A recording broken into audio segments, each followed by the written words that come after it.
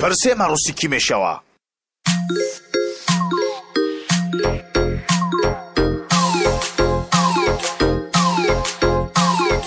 عروس خوشرو کی هستی؟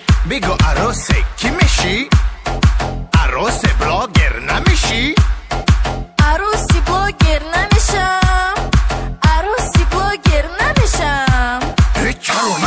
چرا نمیشی؟ باید بشی. بلاگر بسیار فان میکنی، راست و دروغ جان میکنی، پرسماتر گفته آخه آدم را گرنگ میکنی. چه خوب قشنگ دختر، مست و ترنگ دختر. عروسی بلاگر نمیشی، خانوم بسیار قشنگ میشی. چه خوب قشنگ دختر، مست و ترنگ دختر. عروسی استودنت نمیشی؟ عروسی استودنت نمیشم، عروسی استودنت نمیشم. آی چرا نمیشی؟ باید بشی. استودنت اوقات کم میخوری، ای به پول غم میخوری. یک روز گوش نمانده با اوف مرا هم نخوری. چی خوب قشنگ دختر، مست و ترنگ دختر. عروس بلاگر نمیشه، عروس استودنت نمیشه، خانم بسیار قشنگ میشه. چی خوب قشنگ دختر، مست و ترنگ دختر. عروس گایی نمیشی؟ عروسی گایی نمیشم، عروسی گایی نمیشم.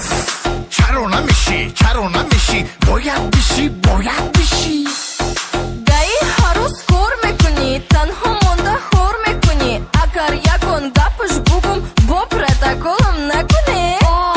چه خوب قشنگ دختر، مست و ترنگ دختر. عروسی بلاگر نمیشی، عروسی استودنت نمیشی، عروسی گایی نمیشی، خانوم بسیار قشنگ میشی. چه خوب قشنگ دختر، مست و ترنگ دختر.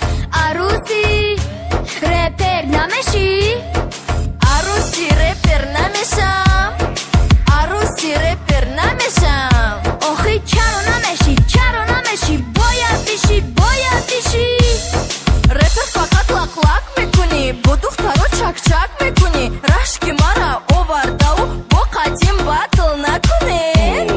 چی خوب قشنگ دختر، مست و ترنگ دختر. عروس بلاگر نمیشه، عروس استودنت نمیشه، عروس گایی نمیشه، عروس رپر نمیشه، خانم بسیار قشنگ میشه. چی خوب قشنگ دختر، مست و ترنگ دختر. عروس بکارچی نمیشی؟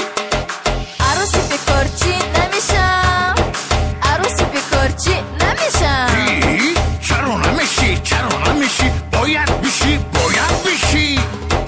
بکارچی فقط بکار میشی، ایران گروش بزار میشی. لیکن بیشه عاشق بکارچی که بودم، اینجا منتظرش هستم. بگو تو خود بکارچی هستی؟ بله جونم. اوه کاتوری